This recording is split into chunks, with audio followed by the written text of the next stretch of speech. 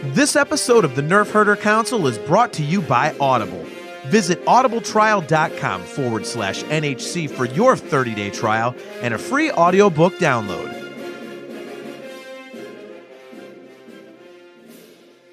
I'm Kevin Thompson. I'm Chubray from Return of the Jedi. You're listening to the Nerf Herder Council. Warning: the following podcast contains irreverent humor, exceptionally nerdy opinions, potential cursing, and plenty of love for the prequels. If any of the preceding offends you, please turn off this podcast immediately, and may the Force be with you. Why, you stuck-up, half-witted, scruffy-looking nerf herder! You can't use that word! Only we can use that word! Bounty hunting is a complicated profession. Don't you agree?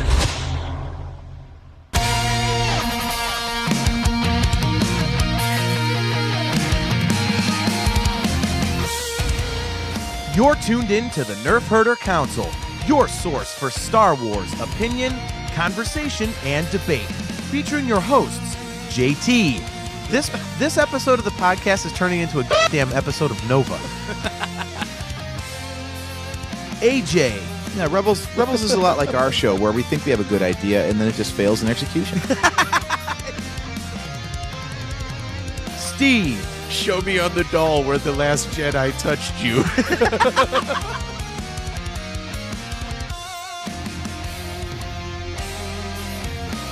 On this episode of the Nerf Herder Council, we're back from our summer vacation and we asked the question, if Rogue One was a trilogy, would public perception of the Disney era of Star Wars change?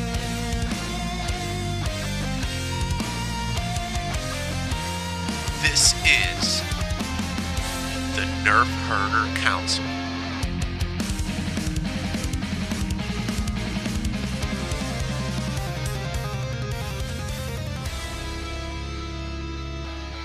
What is up, everybody? Welcome to another episode of the Nerf Herder Council. I am your host, JT. With me are AJ and Steve. As always, we are brought to you by Audible. Go to audibletrial.com/NHC for your 30-day trial and a free audiobook download.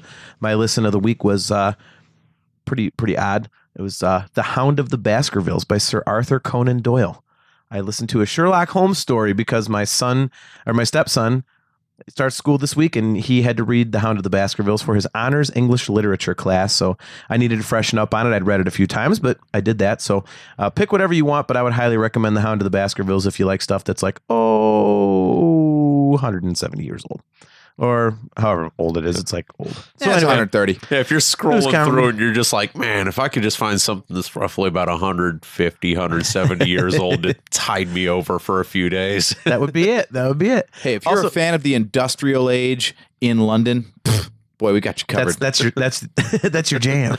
I have an opposite recommendation. Before you do, hold on for your recommendation, because I have a recommendation for our listeners.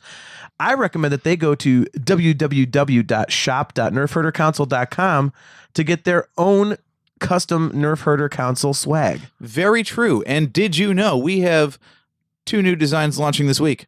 I did not know that, but there goes some more money out of my pocket. Simple redesigns, but I figured, it's time to put some color into this. So what we're going to do is we're going to invert the logo. So it's going to be the thing that doesn't have color. And then you pick a nice, colorful t-shirt to put it on. So instead of a red logo like Last Jedi on a gray t-shirt, maybe you get a red t-shirt with a gray logo on it. And of course, in honor of the Rise of Skywalker, we're going to have to put that logo in blue, and you can throw that on any color you want too. I like it. And coming soon will be the I'm Listener 23 shirt. Hell, maybe by the time this goes up, that seems like a pretty easy design. Right? All right. So anyways, you were saying your listen of the week? Yeah, it's an anti-listen recommendation, and I hate to start off the show on a downer note, but Alphabet Squadron, avoid at all costs. Not good, huh? Not good. Boy, Audible's a lot about the performance, and Star Wars audiobooks are like full-on productions, like they got the John Williams music and the sound effects, and yeah. I think someone thought that they were writing and performing a Battlestar Galactica book. There's no Star Wars music in it. Okay. The narration is at best. And like the soundtrack is like drums, like tribal war drums, like Battlestar Galactica on Sci-Fi. I'm like, what the hell am I listening to here? And here, I'll give you the less than one paragraph synopsis. It's set in the sequel trilogy. A ragtag bunch of pilots are thrown together with different ships that all have letter designations, hence Alphabet Squadron, and they take out one of the last remnants of one of the most dangerous TIE fighter squadrons in history after the end of Operation Cinder. So it's basically a space battle book.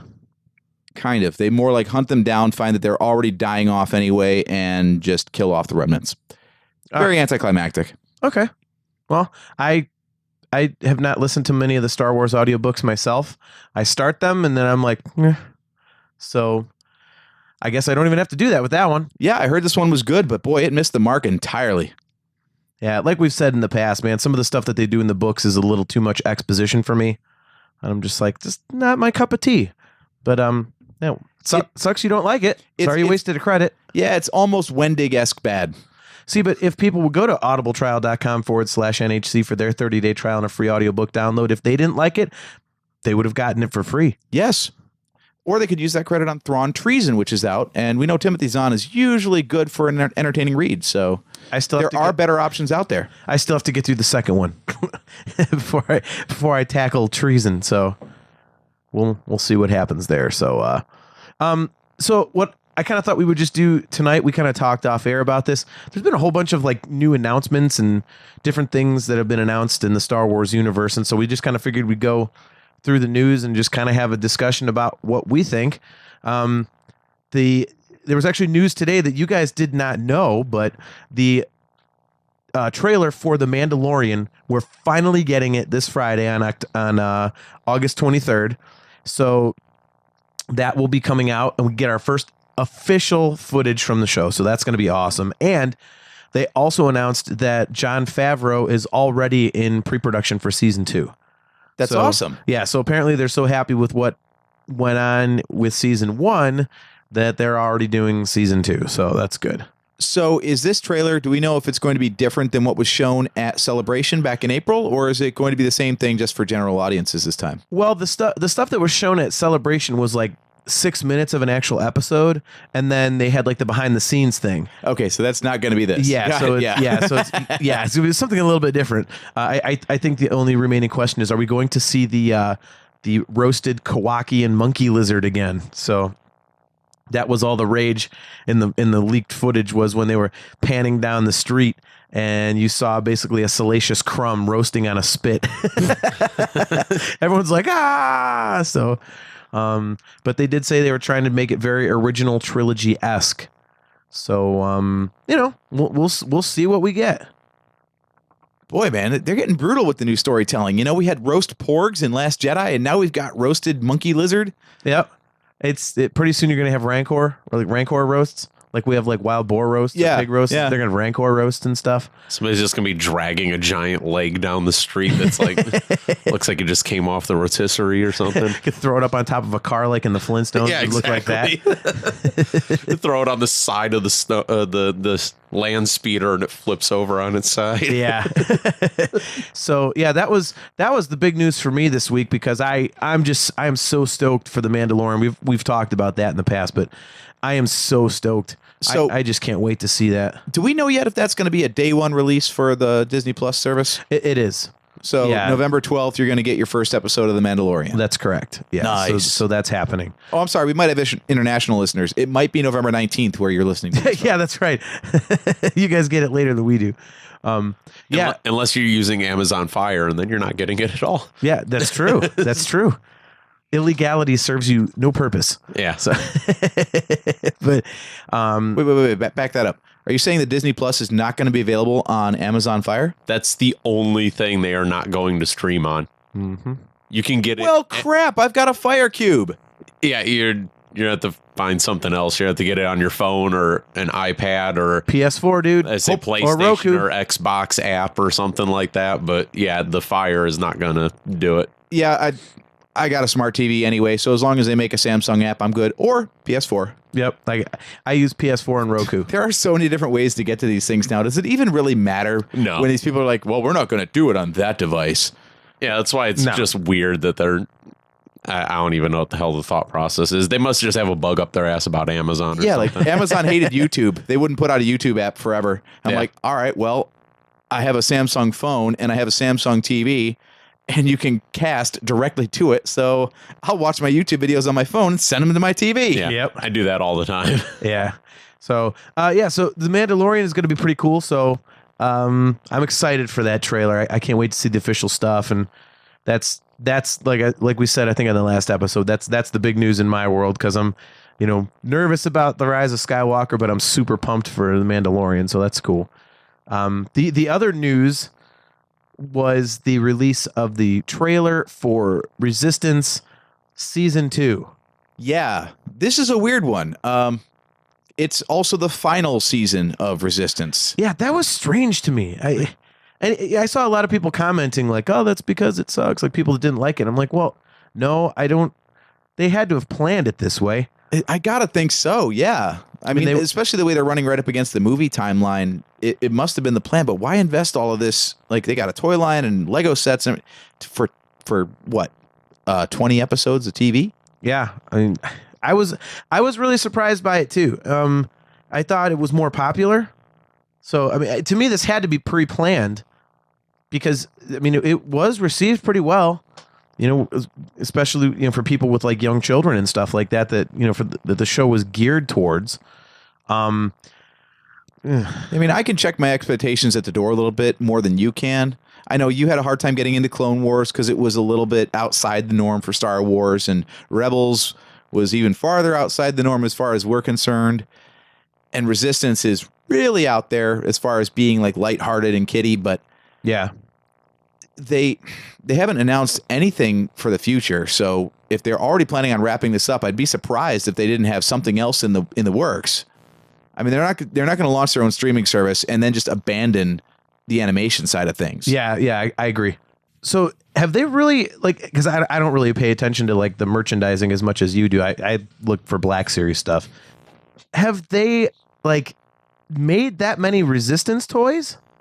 Well, I mean, you got to figure like when they're doing a Lego set, for example, that's got to take like over a year. Like when Force Awakens came out and the Kylo Ren shuttle was so far off the mark, it was because it was based on concept art and then they redesigned the ship. Okay. So like the lead time on this stuff is so long that whatever they've done, they put almost as much time into the planning process as they have for the time the show's going to be on the air. Yeah, I just didn't know they had that many toys for it. I don't pay attention. Yeah, but I haven't looked down the Star Wars toy aisle in ages. I had no clue nothing. that there was even a single toy out for Resistance. It's as barren as Jakku, man. Really?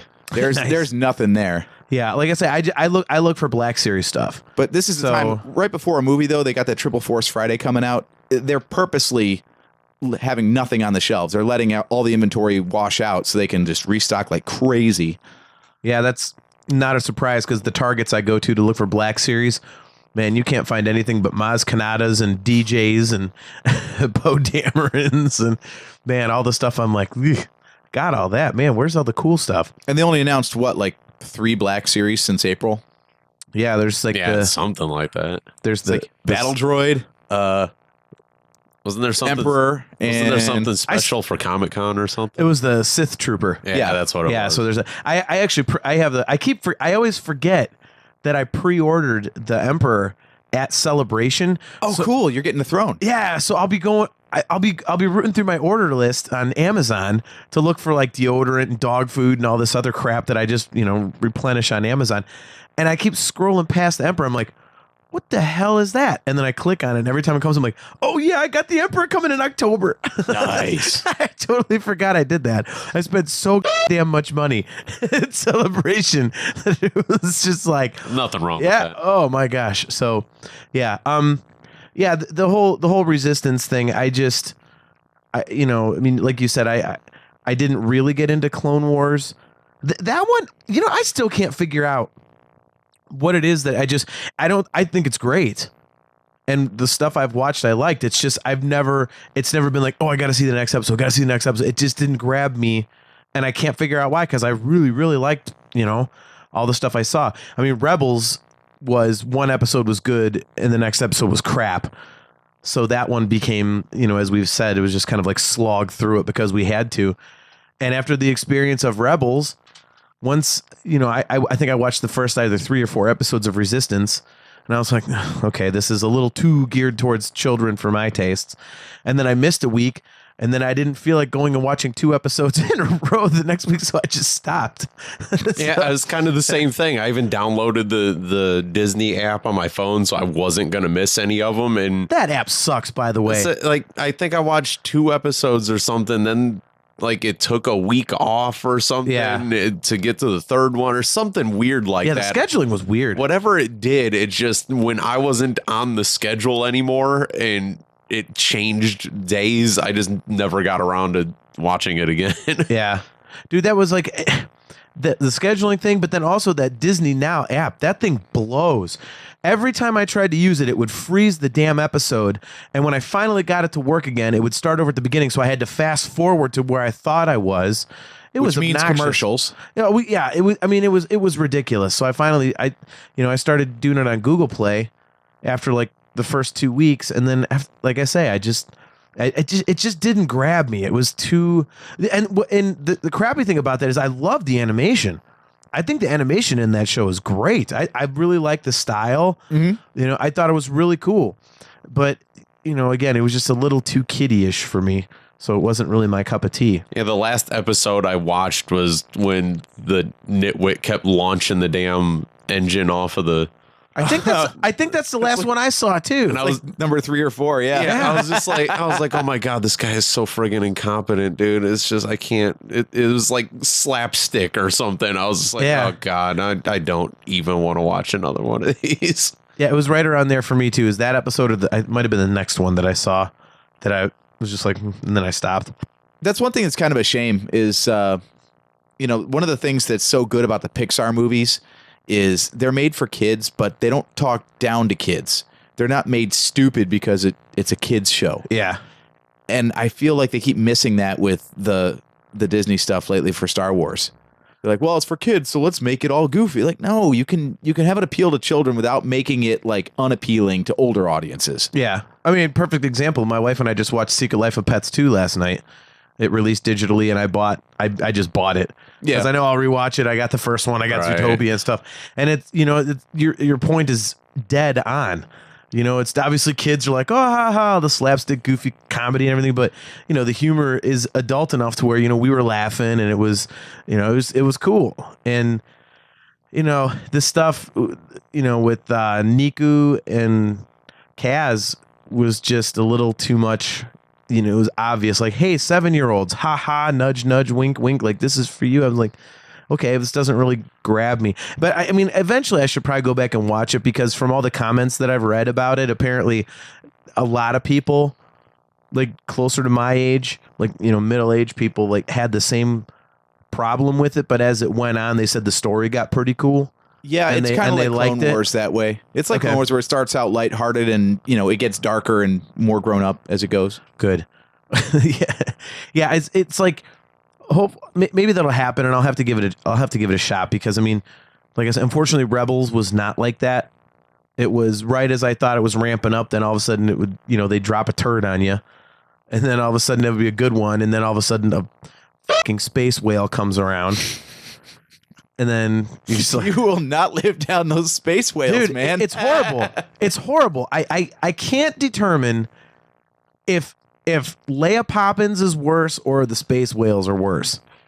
What if while she was doing Leia Poppins through space, you saw a space whale going through the background of the scene?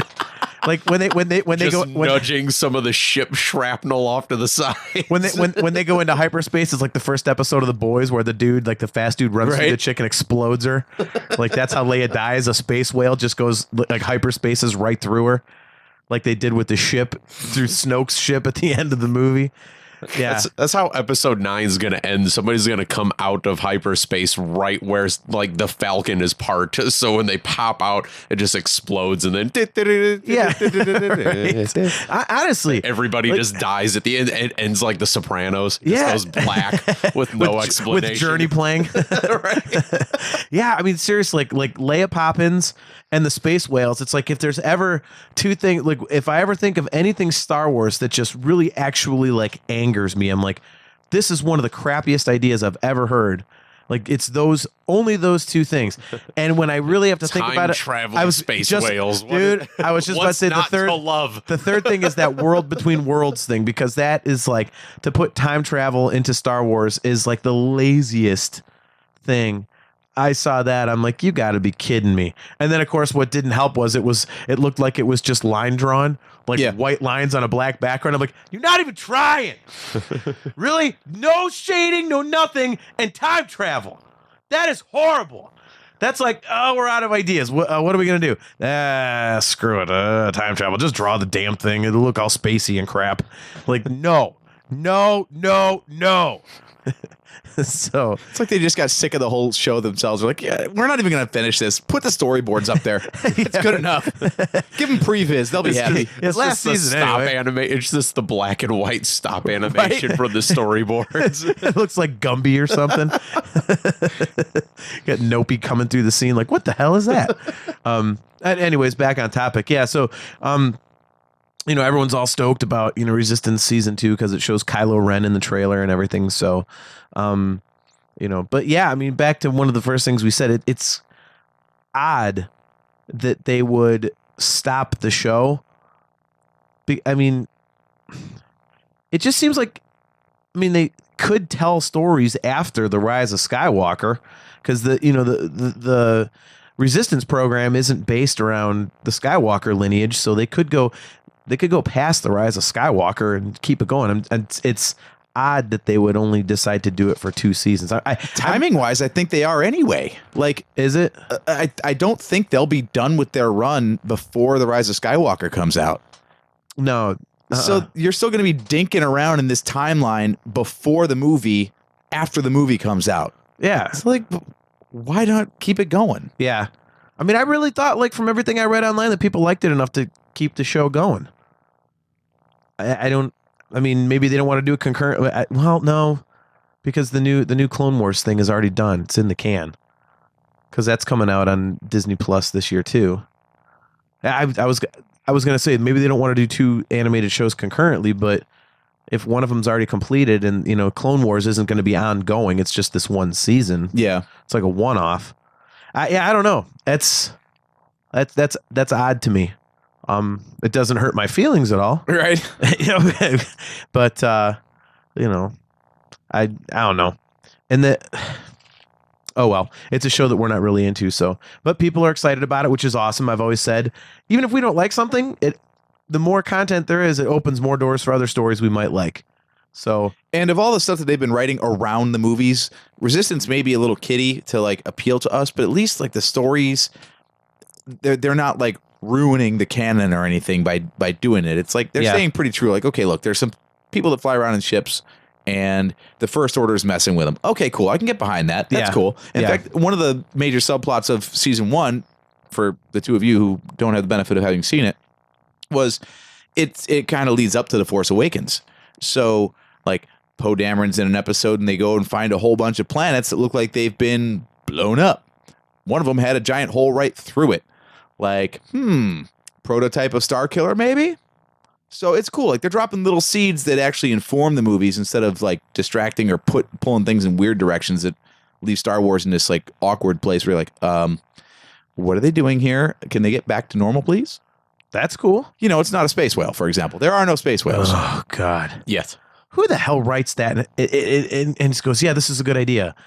And then gets and then gets in front of a whole room of apparently dumb assholes who all go, yeah, that is a good idea. How does that happen? Honestly. Like, I don't understand. Look, for all the Dave Filoni has done. It's the same way they make all the DC Comics movies. Well, there's a company that can't get them right. At least up until recently, that Shazam was supposed to be good. Aquaman was supposed to be good. Talk about a room of people that awesome. You wonder how the hell they're getting things signed off on and okayed. There you go. Yeah, right. So, speaking of television, something that everybody's excited about is basically Lucasfilm hasn't confirmed it, but it's pretty much confirmed. I think we can say the Obi-Wan Kenobi thing is real. So it's going to be based off of a script they had for a movie, but they're going to expand on it and make it into an 8 to 10 episode live action series for Disney Plus. And Ewan McGregor is back. So yes, finally. Yes, that is awesome. The one guy from the prequels that everybody loves. Yep. It always surprises me too, because he's been on record saying that Star Wars fans are douchebags. It cracks me up. Somebody's wallet's getting thin. Yeah. I don't think that's the problem with Ewan McGregor. The guy's in everything, but yeah, well, I mean, this is the difference between like $100K a year and like $500K a year. Yeah, right. Yeah, sure. I'll put on a cloak and carry a lightsaber again. What do you guys need? All right. Yeah, it'll be interesting to see what stories they tell, because as we did this probably at this point a couple of years ago when we talked about the Obi-Wan book, Kenobi. You know, AJ, you said that pretty much not much happens because it's like he's farting around the desert. Right. He's trying to be a Jedi in secret. Yeah. So it'll be very interesting to see what they do. Because again, what is going to happen in the show that really impacts the overarching story that There's we just already know? 40-minute episodes. It's just nothing but him getting trashed at the cantina. You're just waiting for a story, and it's just nothing but him just getting blitzed and passing out. It's from like two different points of view. It's like the other people in the cantina looking at him like, that crazy old bastard comes in here all the time, gets just completely ripped on blue milk, and then just sits there talking to himself. But then it shows it from his point of view, and there's like Force ghosts everywhere. Like, like Kiadi Mundi's there, Plo Koon and Yaddle and Yariel Poof. He's just drunk and arguing with him. Yeah, it's just him BSing, you know? He's like, no, I told you no. Shock T at a higher midichlorian count. And Yariel Poof's like, you're a moron. Did you even read did you read any of the pamphlets that we handed out? The informational pamphlets when you got on the council? Like, it tells you everybody's midichlorian count, you dummy. And meanwhile, then they it only just hear cuts back to the bartender, and Obi-Wan's staring at an empty seat next to him. Exactly. Some guy walks up, he grabs the seat, he's like, no, that seat's taken. Like, the guy's like, what the hell? It cuts back. So Obi-Wan's drunkenly dancing in front of the cantina band and stuff. We all know that one drunk person at the bar when everybody else is sitting, but one person is over by the band. This is my jam. He's there to do karaoke. Right. Mos Eisley was actually a karaoke bar. That's why nobody was singing the song. Nobody wanted to get up to sing it. There's actually words, but it was the Force ghosts that were singing it. They all got their arms around each other, like doing a kumbaya in front of the band. Just nobody could see him, so they think it's an instrumental. That totally explains why he was out in the Junlin Wastes. Exactly. He was just hammered trying to get home. I mean, you saw that first shot. He's like waving his arms all over the place, like, he was staggering. They thought it was a crate dragon. It was just Obi-Wan. Obi-Wan was staggering back from a bender. That's what it was. Right. Crate dragging my ass. He's trying to enunciate. Obi-Wan orders a drink. The bartender turns around to go get the drink, turns back around. Obi-Wan's gone. Then you just see his head pop up over the bar. Hello there. That noise was actually Obi-Wan throwing up. Is that a crate dragon? No. It's just an old hermit, like horking up his guts. I was a general. Sure, old man. Whatever you say, pal. You want another milk, dummy? Put it on my tab. Obi-Wan's just got like a 20-year unpaid bar tab at the cantina. That's why he only offered the Han 2000. It's like technically I got the 15, but I owe 13 to the guy at the bar. I haven't paid him in a year. That's why he's leading him down there. I've never seen such a hive of scum and villainies, because like he knows that he owes the guy like 15K in bar tab. He just got red ass because people think he's crazy from talking to Force Ghosts all day. When the guy says we don't serve your kind here, he's actually talking to Obi-Wan. Exactly. What? Were you talking?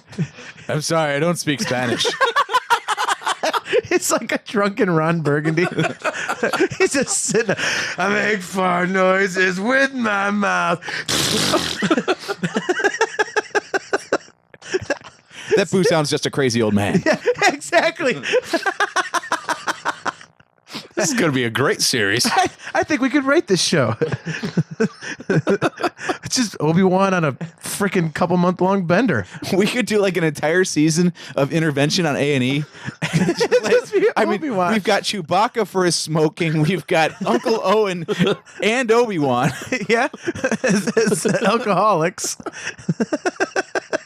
I guess Lando would be on Hoarders for his capes, right? That could, yeah, that could be. That could be. Oh. They just do a where are they now, and it's Lando, and he's living in this little dumpy apartment, and it's just packed, and he's just stepping over capes, and you hear cats meowing. Like,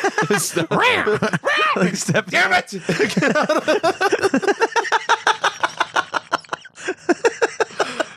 Yeah.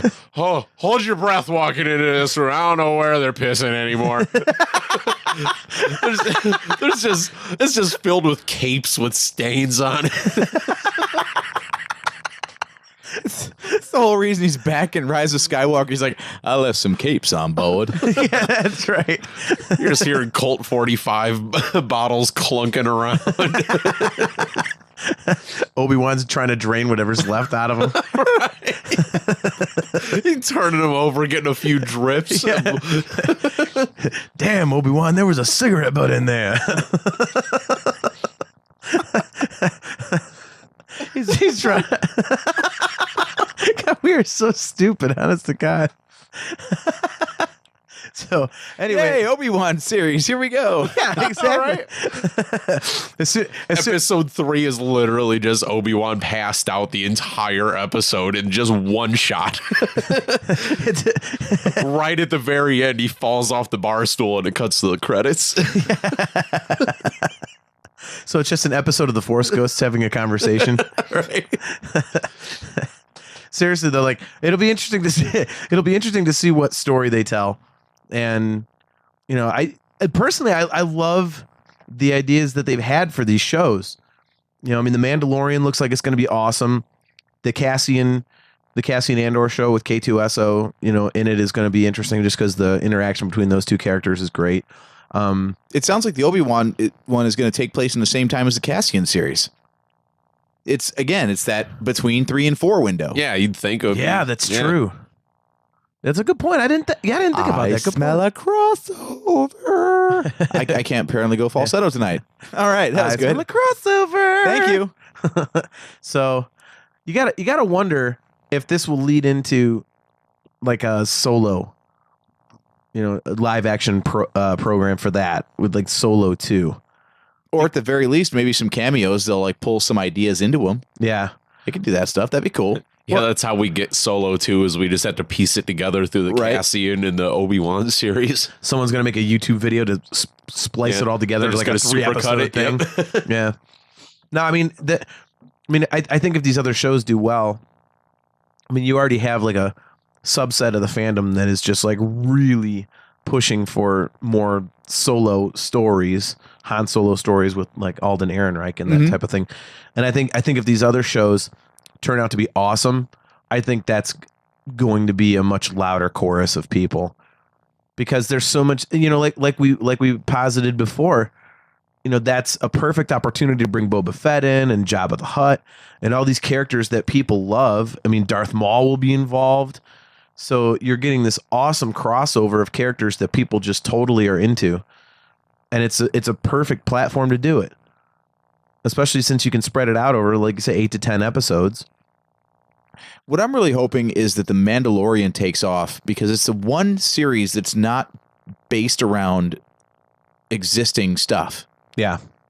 And the one big thing, we covered this about the Disney era with the Rogue One and 2 and 3 kind of episode, was like the whole sequel era just seems like unnecessary to a degree. Like the overall attachment, Disney puts out Rogue One, everyone loves it. Disney announces a Cassian series, everyone loves it. Even Rebels is kind of meh, but it's still like leaning on original trilogy for its popularity, and it was a popular show. Yeah, it was. Resistance, they're only giving it 2 seasons, and nothing from the sequel trilogy has really like caught traction. So once they wrap up the Skywalker saga, they're kind of at a loss. It's like wrestling, you know, where like there was like 10 years where no one gave a crap about WWE. So when they want to like pull on nostalgia, they got to go all the way back to like 20 years ago now. Yeah, because they just had this like dead spot in their continuity that no one cared about. So what's Star Wars going to do after they're done pulling on all the original trilogy strings? Yeah. I mean, it's like I was at the liquor store 2 weeks ago, and the guy saw my tattoos and he's like, all right, so who's your favorite Star Wars character? I'm like, well, Han Solo. He's like, all right, well, who's your favorite prequel character? And I said, ooh, that's a tough one. I said, I love Obi-Wan, but I think just, you know, I think I would have to go with General Grievous. Like I just love the General Grievous character or whatever. He's like, oh, that's an interesting one. And he says, who's your favorite sequel trilogy character? I was like, I couldn't really think of anybody in the sequel trilogy that I just You're like, I'll get have back to to go you see. after Yeah. episode 9. I actually answered BB-8, and because I was like, okay, well, who really has grabbed me? And I'm thinking, okay, Luke Skywalker, but that's cheating. Yeah. So I'm trying to think of new characters, and I'm like, they're cool, but nobody immediately springs to mind as like, oh yeah. I mean, after I thought about it for a good long, I told him I didn't know, and I was thinking about it for like the next 10 minutes. Finally, I was like, well, I would say it'd be Rey, but I mean, for some reason I like DJ a lot. So, but you know, like I said, nothing stands out. And I love the movies. Don't get me wrong. It's just, but then again, I think that's just because, you know, those other movies have been around for so long, like the prequels and the original trilogy and stuff like that. That stuff is like so ingrained in our memory that it's like, and this is brand new, and you're going up against stuff that's just like, yeah. But again, pop question: who's your favorite character in Rogue One?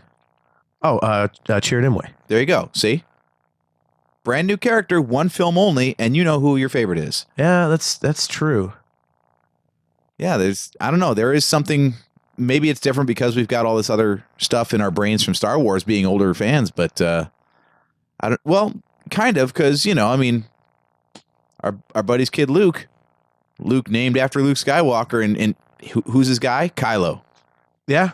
The kid loves Kylo because that's his Star Wars. Mm-hmm. So maybe we're just too old to have a new favorite, I guess. Yeah, maybe. Maybe I don't know. Maybe it grabs kids a little bit more. I don't know. Like again, it's weird because I love the new movies. I mean, Force Awakens is my least favorite Star Wars movie, but I still really, really, really like it. But I mean, I don't know. It's just it's a weird. It was a weird response that I didn't expect when he asked the question. Yeah, you know, because the other ones just came so easy to me. And then the sequel trilogy, I didn't realize that like nothing has really grabbed me. And I'm like, wow, I never thought about that. You know, like I said, I love Rey.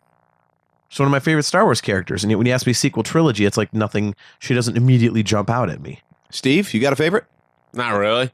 I can't really think of anything right now either. See, for you, it'd be Chewbacca.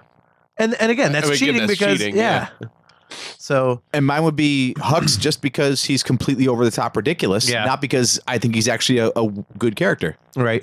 So I still think we just got to hold out after once you get the whole picture, then we can go back and you know, I don't know, was Grievous your favorite before you were able to piece together all three of the? He was only in one of them. Mm-hmm. That's what I say. Like, but like, is once you know all three and you can look at it as a whole and go, okay, now I can pick my favorite character, or was it just your favorite as soon as you saw him on the screen? You know, who knows? Yeah, I mean, he was instantly recognizable. I thought it was a really cool, original type of a character. And like I said, I loved Obi-Wan but then that's not original because frickin' everybody loved Obi-Wan in the prequels. I mean, that's pretty much a universal opinion, but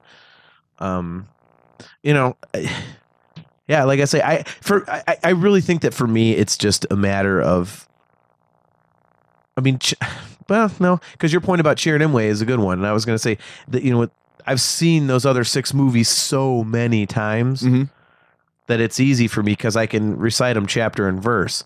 But then you bring up the point about Chirrut Imwe, and it's like, oh, well, there you go. Okay, that doesn't apply to Rogue One. So I don't know. I think maybe part of that is, again, the shifting of directors and tones between the movies made the characters somewhat inconsistent. So it's really hard to like form an attachment when they act so differently between the two movies. Yeah, I agree. But speaking of The Rise of Skywalker, as long as we're doing a little news roundup, we did get some news about hinting at the running time and bits about the soundtrack. So I was reading this that John Williams' brother, who is also in music, Fred. Yes, he was interviewed, and he was mentioning how Fred Williams. I know it sounds weird, right? Like John Williams is this like revered name, but it's basic as hell. And then like, oh, Fred Williams. Who names their kid Fred Williams? Is it actually Fred? Nah, I don't know. Or is it Joe? But it is something like simple like that. Yeah, Bob Williams. Their parents were the most unoriginal pricks ever. But he did say that there is 2 hours and 15 minutes of music in the film. Yeah. Now that means that that's just what has music behind it. Yeah. It doesn't say how much of it doesn't. Well, so this is gonna be this obviously is gonna be the longest of the whole bunch, I think. Well, it almost has to be. And he also said that there are bits of every single theme from the Star Wars library through the previous 8 films in this one. But he also said that occurs in all of the other scores as well. That you have to John Williams purposely writes them in little parts, so you have to like kind of find it. It's like Easter eggs. Mm-hmm. But yeah, see, I took that with a grain of salt because when I read the 135-minute running music time thing, I thought, okay, well, like you said, it's not, there's going to be parts without music, so factor in it's going to be longer than that. But then you also have to factor out cutting the movie, so some of that's going to get cut out. Also true. Yeah. So to me, it didn't really give away much because you're like, okay, what if they cut out like a half hour? What if they cut out? It could either be really long, and they cut out almost nothing, or they cut out like a half hour after there's like 150, 160 minutes of movie. Or it could be stuff like Empire Strikes Back, where there's a couple scenes that got recorded, and then Lucas decided to drop the soundtrack out of the scene. Yeah. Yeah. Like the Battle of Hoth had a lot more music in it originally, and he decided to let the sound effects kind of carry a few scenes instead of just like going right into the music. So yeah, it's not necessarily indicative, but based on we're now 4 months away. In fact, actually, based on today's date, we're like 4 months to the day, just about, right? Almost the 20th. Yeah. So I mean, given how close we are to the movie, you got to assume like the edit is close to being locked, right? I mean, they got to be working on effects shots and all sorts of stuff like that. They can't still be recutting the film at this point, I don't think. No, because I mean they've done that in the past. I mean one of the things that people were just completely shocked about with The Last Jedi was that it was, I think, like 3 months before the movie came out. They said, okay, final cut's done. Everyone's like, what? Like usually final cut goes I mean they run it pretty close to the release date. So I mean they're making like updates here and there and little changes and stuff, but Rian Johnson was like, yeah, 3 months before, and that was like big news because it usually lasts a lot longer than that. So yeah, that was odd because Last Jedi was actually a very smooth production, from what we heard, especially compared to Rogue One, which had just come out. We were like, yeah, everything was a mess. So yeah, I guess it's not too late to still be cutting it together, but as far as the lead time required to write and then record the soundtrack, that stuff's got to be basically done. They've got to at least know what scenes are going to need music and how long that is going to need to last. Yeah. So I mean, your point about the effect shots thing is correct. I just think that for a final cut, it's quite a ways off, I would think. But yeah, in terms of like still adding effects and whatnot, yeah. Aren't you glad that it's still a ways off? Because as soon as I hear that film is locked, I'm like, give it to us. Well, I have no patience once that thing is done. Once I know there's a finished Star Wars film that's just sitting in the shadows, I'm like, bring it to the light. Yeah. Bring it to the light. I have that, but I'm kind of glad. I kind of wish it was here already because once that movie comes out, like the super busy part of my year at work will be done. So it's like Christmas is like my breathing time. So if it was already here, that means I would have gotten through the part of the year. And it hasn't quite started yet, and it'll be over by then. So I'm like, oh, I just want to get through this. It's going to be hell.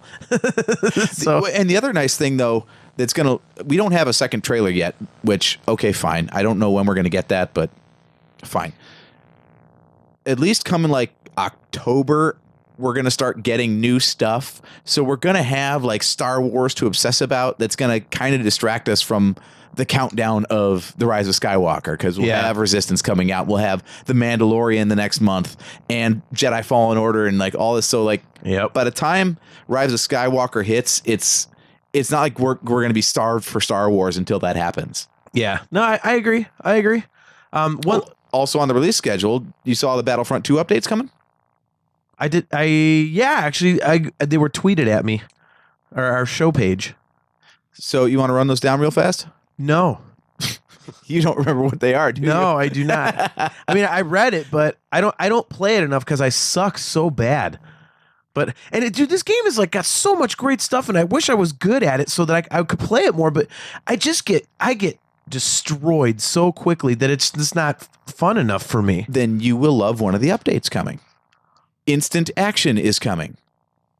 Remember that from the first game where it's one player offline mode basically against AI? Good. They're doing all that for Battlefront 2. So that's thank God. I used to play that all the time because sometimes I just want to run around in the world of Star Wars and blow a bunch of dudes up. I can't do that. The best thing was the story mode of the second one. The original second one. Like that was the best way to do that game, period. Yeah. It was awesome. I mean then again that's why I can't wait for Fallen Order, because it's actually like a story mode thing again. Mm-hmm. So I'm looking forward to it coming out. So then with 2 days later, I can start, going through Twitter and getting all the complaints about why it sucks. So, because very true. God forbid, people just enjoy what they're given. So another cool gameplay update for Battlefront 2, in what is it, Galactic Conquest, I think is the mode that they pulled from the classic Battlefront 2. Mm-hmm. They also pulled a mechanic from it now too, where you can spawn from a command point now. Instead of from a squad. So yeah, that should help out a lot too. That'll, that was always one of wasn't that the pisser of the PS2 game, was like you'd be like charging towards that command point, you'd be conquering it, you see that like little gauge turning from blue to red, you're like come on, come on. And then all of a sudden Battle Droid spawns and just like murders your ass. Like, damn it. Happened all come on. Blast in the past, yes, we're bringing it back. So yeah, that's cool. And then now I haven't played the what's the classic mode that they pulled where you can actually like get on board a ship and like take it out from the inside? Oh, it's like it's like the space. There's space. It was in Galactic Conquest. They had space. Yeah, it was space just a battles. space battle thing. But I heard like that's a mode now where it's like 3 stages of a battle, right? Where you you go, and the second stage takes like forever and a day apparently. Yeah. It's now a 5-minute. That's it. 5 minutes for that round. So there's a time component now. So you don't just like get to fight until someone wins. It's like if you don't capture that ship within 5 minutes, you lose that round. So that's cool. So they like nerfed that down. Because when I used to build my custom things in the original number 2 on the PS2, I would always take those things over from the inside. I never wanted to just attack them from the outside. I always flew in and just tried to take over the entire ship from the inside out. And I would always do it like with like the worst character class, where all you could do is like plant stuff on the hyperdrive. Like you had like a little pew pew blaster pistol, water balloons. The guy that had the handgun and the little welder. That was all he had. I hated that. I'm like, how am I going to do this? Like, his special ability was the stupid welder. You're like, this great. Yeah, I can repair ships. Yeah, awesome. exactly. What do you a welder? What are you going to go cut the pipes on the crapper or something? Battle droids are coming. You're just take this.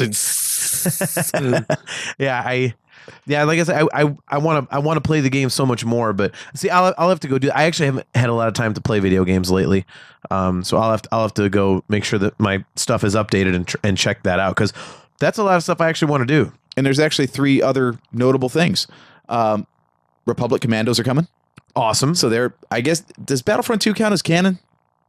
Yeah, because it's got. Well, actually, Republic Commando was in the Clone Wars series. They had one Gregor, so I guess Republic Commandos are a thing already. But they're coming in. But yeah, in Battlefront 2. Don't forget that's where Operation Cinder's in that storyline. So true, and Felucia's being added as a map. Yes, so that's going to be. I think cool. I did read that. And then of course in December we're getting Rise of Skywalker content. It's going to be great. I mean, so this is what 2 or 3 years into the game now. The game is huge. Well, 2 full years because it launched with Did it launch with Force Awakens? Maybe. Or was that the first Battlefront that launched with Force Awakens? No, I think because I remember Battlefront 2 was a panel at Celebration Orlando in 2017. 17, yeah. Okay. And so it came out later that year. So yeah, we're about 2 years in. That's 2 solid years of content updates. People want to gripe about the quality of the game, but they have invested so much time and money into keeping that game out there. Like I got to give the devs credit for that. It's down to like $20 on every store now. So well, I haven't seen a complaint about it in forever. I mean, maybe people aren't playing it a lot, but I mean, when I've seen the news updates, excuse me, about like all the updates and stuff, people are generally really positive. I mean, they love all the different stuff that's been done to it. So yeah, I think they've done a lot to fix it since it came out because the whole loot crate fiasco. Whoa, that was terrible. But yeah, they made it a lot better since then. I'm actually I think I'll finally pick it up. Actually, yeah, it's like I said, it's like $20 now. So even if it's terrible, it's $20. Who cares, dude? It's worth it just for the story mode. I mean, the story mode's cool. And as I said, it brings Operation Cinder and everything. So, but yeah. So leading up to Rise of Skywalker, we've got so much stuff coming out. This is gonna be great. Yeah, cool. Well, that's all I got. You guys got anything else or? I got nothing. That's it for now. I'm sure we're gonna have plenty more in the next 2 weeks to a month or so because we're getting in towards what are they calling it? Triple Force Friday. That's in September, right? Or early October, one of those two. Okay. So we got to get a trailer sooner or later, right? It was usually September or something around there, wasn't it? Yeah. All these other years they did it. Like I said, we got to get a trailer one of these days, don't we? You'd think. Yeah. Maybe this week. Maybe they're holding it for D23. I don't know. Yeah, I've heard that rumor, and then I've heard October. I've heard 2 rumors, and they're both. I've seen equivalent amounts of each. So I guess we'll find out. Yeah, hopefully there's something at D23 for us. It's not just a Comic-Con rehash. Yeah, but at least we'll get to talk about the Mandalorian trailer on our next show. So yeah, very cool. It'll be awesome. So. Well, with that, we will close up shop for this show. Thanks, everyone, for tuning in. Don't forget, we are brought to you by Audible. Go to audibletrial.com/NHC for a 30-day trial of their service and a free audiobook download. You can get your official Nerf Herder Council swag at shop.nerfherdercouncil.com. You can find us on Spreaker, Stitcher, iTunes, Apple Podcasts, Pocket Casts, CastBox, Spotify, most Android podcast apps, Google Podcasts, all those good places. Just search for us. We're pretty much everywhere. We are available on YouTube. All of our episodes are up there. You can find our website at nerfherdercouncil.com. You can look us up on Facebook. If you would like to send us an email, you can do so directly at nerfherdercouncil@gmail.com, or you can interact with us on our Twitter page where we are somewhat active, and that is at NHC Podcast. So once again, I'm your host, JT, at Dog Pound Jedi. He is AJ. At Drake Adams 579. He is Steve. At JSteve1005. And we will catch you next time.